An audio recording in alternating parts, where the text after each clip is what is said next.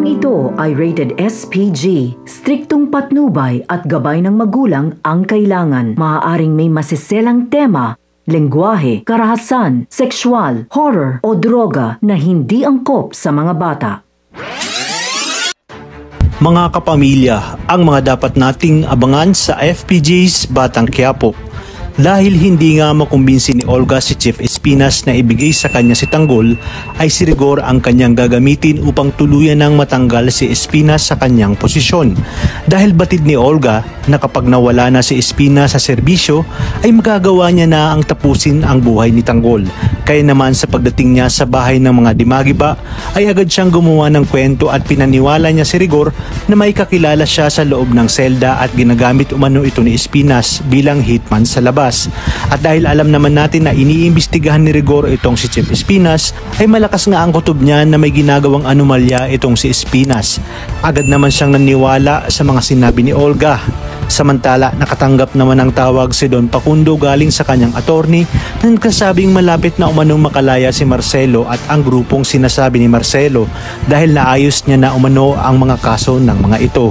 Dumako naman tayo sa loob ng koreksyonal. Hindi na nga umaasa si Tanggol na makakalaya sila at ayaw niyang paasahin ang kanyang sarili na makakalabas pa sila ng kulungan.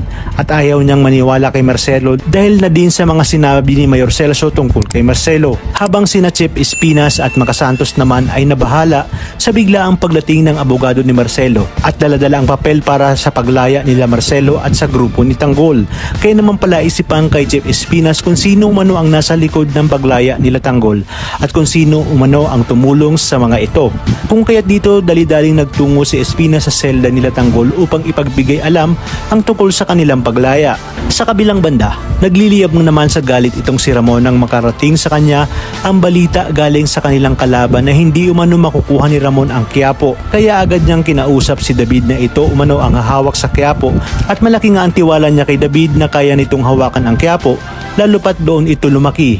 At alam umano ni David ang pasikot-sikot sa buong Quiapo. Dito nga ay kinabahan na si David dahil batid niya na malaki ang posibilidad na mag-cruise ang landas ng kanyang tatay Rigor. Samantala, tinanong naman ni Don Pacundo ang attorney ni Marcelo kung sino umano ang sinasabi ni Marcelo na magaling at mapapakinabangan. Nakikitaan niya umano ito ng potensyal para sa kanyang susunod na negosyo. Dito nga ay nabigla siya nang sinabi ni attorney na Jesus Nazareno Dimagiba ang pangalan nito.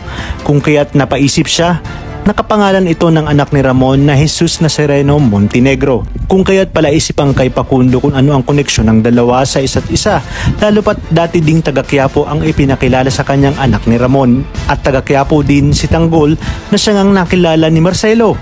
Talagang kapanapanabik ang mga susunod na tagpo sa teleseryeng ito. Kaya naman sabay-sabay natin itong pakaabangan. At kung bago ka pa lamang sa akin channel ay sana'y huwag kalimutang mag-like at subscribe. Pindutin ang notification bell para updated kayo palagi. Maraming salamat sa inyong panonood at hanggang sa muli, kapamilya.